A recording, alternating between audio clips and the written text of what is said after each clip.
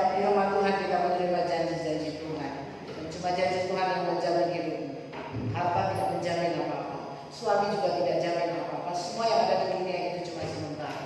Ya, tetapi siang hari ini kita sudah mendengar firman Tuhan yang dahsyat dan luar biasa. Ikuti jalan Tuhan, saudara. Firman Allah adalah jalan Tuhan. Kebenaran ini akan menunjukkan kita mana yang harus kita lakukan. Yesaya 48 ayat 17-18. Betul ya? Akulah Tuhan yang menunjukkan apa yang bermanfaat bagimu. Belum tentu nasihat dari suami itu petunjuk yang benar, kecuali firman. Ya. Karena kita di dunia banyak menghadapi tantangan masalah, contoh sebagaimana yang dialami oleh hamba Tuhan. Kalau mau ikut orang yang benar, itu tak payah. Ya.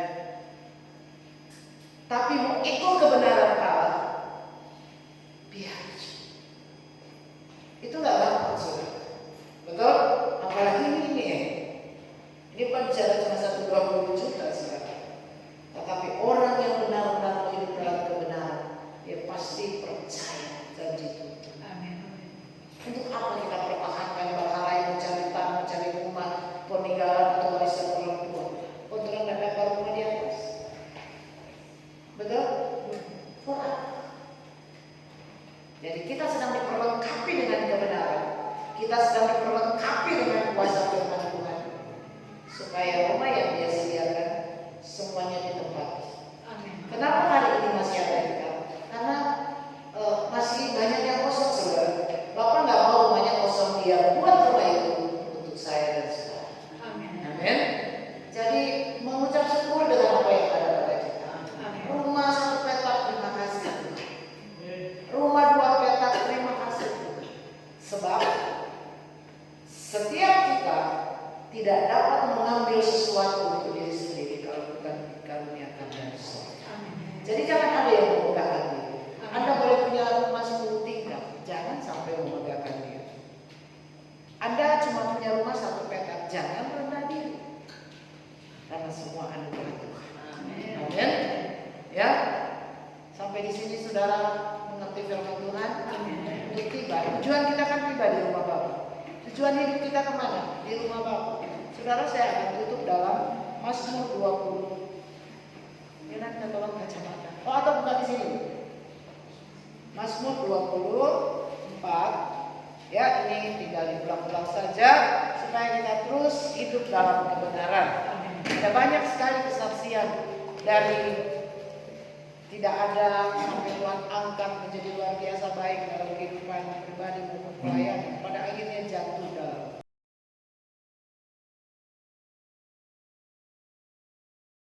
pergok berselingkuh dengan, coba cari, seorang pendeta di Malang. Ya, jadi jaga nih hadirin firman Tuhan. Amin. Jangan akhirnya kita salah mengejar jalan, kejar kebenaran. Amin. Ya. Dalam Mazmur 24 ayat 3, mari kita lihat mulai ayat 3. Siapakah yang boleh naik ke atas gunung Tuhan? Siapakah yang boleh berdiri di tempatnya yang kudus? Kata siapa berarti enggak semua boleh. Ya. Siapa? Nah, Tuhan memberikan syarat ya, atau apa ya istilah kata-kata lainnya, yang boleh naik, yang boleh berdiri di tempatnya yang kudus. Ayat 4, lihat di sini, 1, orang yang bersih. Kedua, tangan hati yang harus punya tangan yang bersih. Kalau bukan tapi hati yang ambil. Amin. Jangan ingin pegang uang yang bukan keuntungan yang benar. Tangan yang bersih. Apa yang kita pegang itu benar dari Tuhan. Kedua, harus memiliki hati yang murni. Saudara, kasih contoh nih ya. Ketika ibu kekasih ini murni kuman biar ke kepala, kita kuman tulus sekali ini pas mau batu sertifikat. Sudah dibatalin. Sudah dibatalin tak jadi. Oh, jadi ya biar pegang seberapa, yang penting damai. Kita tolong sebab. Saudara, segala sesuatu adalah perintah Tuhan. Bagaimana kita menjaga hati tetap sukacita? Harus tulus. Amin. Harus murni. Jangan tidak diajar pura-pura. Kita harus benar-benar murni. Walaupun sakit, kita harus berjuang. Kenapa? Karena Matius 7 di situ Yesus bilang, tapi jalan sempit. Jadi cuma yang mau ikut jalan Tuhan akan sampai ke Tuhan. Banyak orang Kristen nggak mau lewat jalan sempit, mau jalan yang lebar. Ya, hidup enak, hidup nyaman, tiba-tiba sekarang. Jalan sempit itu nggak enak. Sempit artinya kita harus tunduk kepada kebenaran. Ya, oke? Satu, yang bersih tangannya. Dua, yang hatinya murni. Tiga, yang tidak menyerahkan dirinya kepada penipuan. Gak suka nipu. Ya, seberapa aja oke. Hati-hati sudah. Sekalipun orang beribadah. Tapi kalau kita nggak memiliki hati yang murni, hari ini namamu tidak dicatat. Berjuang. Karena hidup kita seperti uang. Ya, jangan seperti perempuan yang bodoh, dah ibadah, maka tetap tidak hidup dalam firman. Ketika ada tahu kedatangan Tuhan sedekat, baru mulai sungguh-sungguh pintu so tertutup. Baru mulai betul putih, tutung jadikan, betul putih apa tuh hamba Tuhan darah. So terlambat. Jangan jadi jemaat yang bodoh. Ya, jangan menyukai sumpah palsu. Ya, tidak menyerahkan dirinya kepada penipuan, tidak bersumpah palsu. Ya, tidak.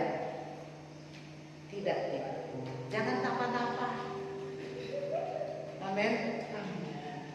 Ingat, semua telanjang di hadapan Tuhan. Saya boleh kelihatan baik di hadapan jemaat, tapi di hadapan Tuhan, saya sedang berjuang ke rumah Bapak. Saya tidak sedang berjuang di dunia. Saya tidak tahu Bapak Ibu Saudara apa yang sedang saudara perjuangkan. Hidup enak, hidup nyaman, uang banyak. Saya sedang berjuang ke rumah Bapak. Uang banyak atau tidak, ada uang, fokus saya ke rumah Bapak. Bagaimana dengan Bapak Ibu? Karena ini tujuan hidup kita. Maka saya berjuang untuk bersih tangan, untuk murni hati, untuk tidak menyerahkan diri kepada penipuan, untuk tidak bersumpah palsu. Maka orang-orang ini yang kelima, dialah yang akan menerima apa? Berkat kekuatan, berkat kesehatan, berkat sukacita. Orang kaya mati-matian jadi kaya di dunia, tetap mati. Dan ketika dia tidak kaya dalam Tuhan, matinya dia di mana? Di neraka. Tuhan tidak menjamin saudara selamat. Hidup dalam kebenaran itu menjamin saudara selamat. Amin. Halo. Kebenaran menjamin kesembuhan. Saudara, saya tidak pernah menceritakan apa-apa ya masuk pada usia. Walaupun tapi badan sesakit. Ini tangan sudah mulai saya berat. Saudara, ubah angka sedikit berat. Sakit. Ya, dari sini mungkin jadi pas ubah angka sebelah. Tetap saya bilang menyanda. Ada tertulis bahwa rancangan Tuhan, roh jiwa tubuhku baik-baik saja. Ya, mulai dari belakang, mulai basaki. Saudara, kalau ibu saya bekal tapi dari buka dan kalau kami saya begini di sini. Jadi tangan dia sudah lebih gede. Karena ini sakit. Mana ada satu pun kata kita curhat ke orang. Curhat ke Tuhan. Itu kata aku ini baik ke Tuhan. Kita mulai ingat 1 Samuel 5. Ketika ada baik Allah, roh dunia itu akan mundur.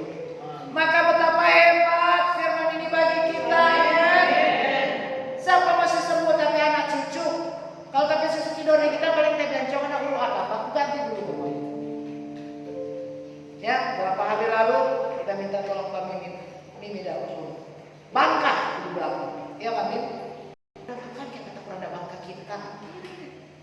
Tuh harus tetap bersyukur. Dan kalau kita salah kita minta ampun. Kalau karena iblis kita sudah diberi tenaga dan kuasa mengusir setan. Ya, betapa hebat firman. Kalau ada firman seperti Pak Dokter periksa sana dari ujung kepala sampai bawah telapak. Betul enggak? Semua Bapak periksa. Dokter bilang begini begitu saya takut, betul? Tidak ada dokter di atas segalanya. Ini obatnya itu firman. Maka orang-orang inilah ayat 5 yang akan menerima berkat dari Tuhan. Dan puji Tuhan saudara,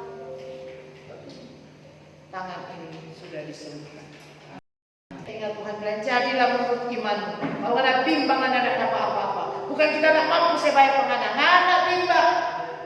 Saya bilang Tuhan ampun apa yang berkatakan aku tidak bimbang. Aku percaya apa yang aku doakan, apa yang aku minta sudah aku terima. Ini tuh iman. Dan Yesus berkata, jadi menurut iman. Maka Yesus mau kita semua beriman kepada kebenaran. Amin. Jangan cuma bilang iya tak percaya Yesus, tapi dia perkataannya tidak ada guna.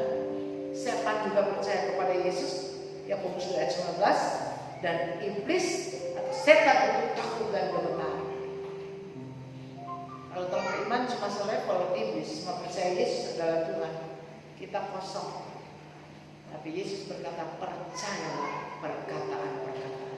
Itu sebabnya Maria sebagai ibu Yesus berkata kepada pelayan-pelayan, apa yang dia katakan lakukan. Amin.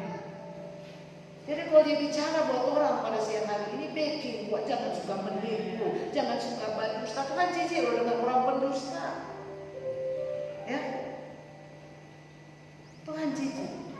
Apalagi kalau sengaja-sengaja berdusta. Mazmur 5 ayat 7.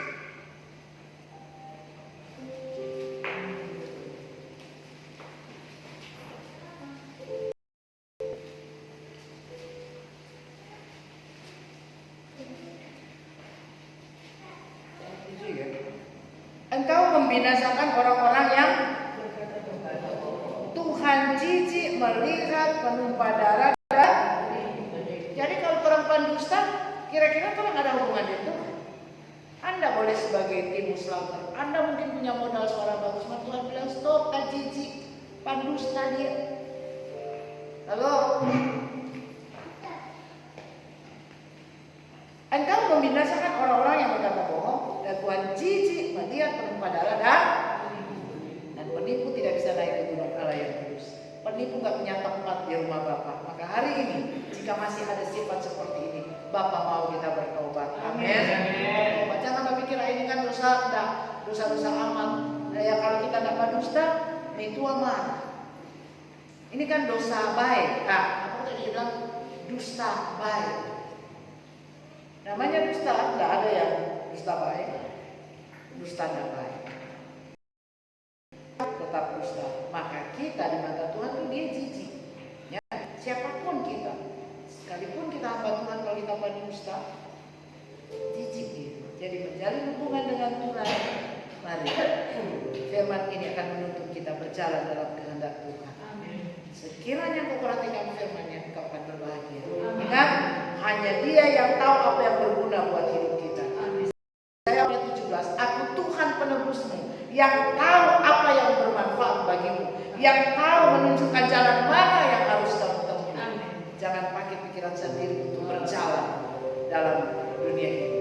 Lewat usaha pekerjaan, jangan pakai pikiran sendiri, tapi selalu berjalan di dalam kehendak Tuhan. Maka dialah yang akan menerima berkat dari Tuhan, keadilan dari Allah yang menyelamatkan dia. Maka ikuti jalan Tuhan. Jangan ketika ditunjukkan jalan orang protes. Nggak ada jenuh mau hidup begitu. Lo orang Tuhan dia ada orang percaya, orang Tuhan tidak pernah kurang hidup penuh apa. Ya, mau sampai di rumah Bapak tuh pakai baju sama cuma sama pun. Mau dia mantan konglomerat waktu di dunia dia takut Tuhan, sampai di surga sama. Ini tahu yang pakai sepatu atau enggak catat. Yang cuma ada catat baju putih, enggak catat sepatu. Ya, enggak pakai sepatu surga. Jadi mari kita punya tujuan yang sama. Tiba di rumah Bapa. Ya, kita sedang dalam persiapan, dalam perjalanan ke rumah Bapa. Amin. Ya, contoh ya, Given mau bawa barang ke Gorontalo, so persiapan, betul nggak? Satu malam itu so persiapan, so ada persiapan, karena besok mau berjalan. No ini hidup juga perjalanan, jadi harus ada persiapan. Hanya mereka yang sedia akan masuk. Kita tutup dalam Matius 24. Sukacita, amin. Maaf, Matius 25 ayat 10. Sama-sama kita baca ayat 10 dan ayat 13. 2, 3. Akan tetapi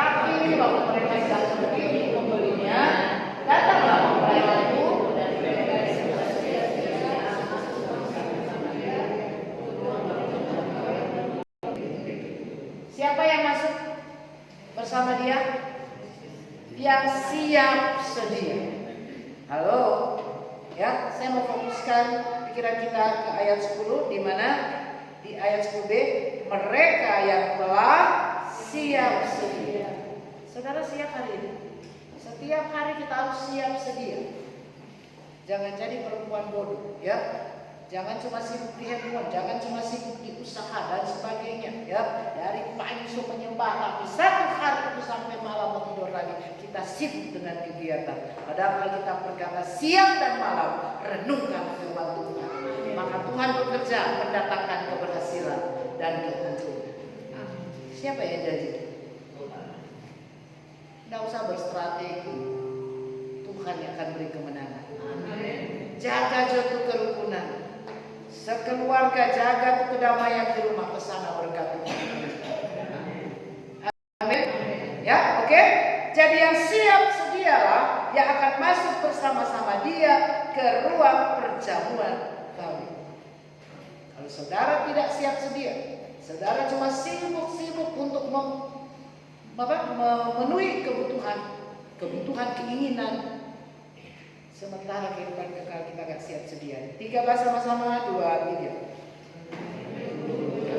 Jaga-jagalah, sebab kamu tidak tahu akan hari. Kita diperingatkan untuk apa? Berjaga. Amin. Berjaga untuk apa? Untuk hari yang kita gak tahu, tiba-tiba dia datang. Ya, tiba-tiba dia datang secara pribadi, plak, selesai. Berjaga dan waspada. Dia telah pergi menyediakan tempat, dan dia akan kembali lagi untuk menjemput mereka yang sedia.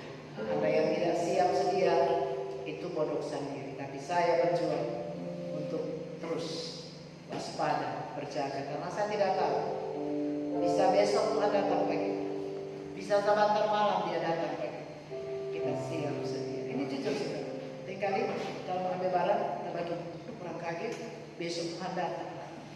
Kaget. Ya itu berjaga saudara. Sehingga dalam suatu keadaan tetap hati kita tertuju kepada Tuhan. Amin. Yesus memberkati. Mari kita tepuk tangan.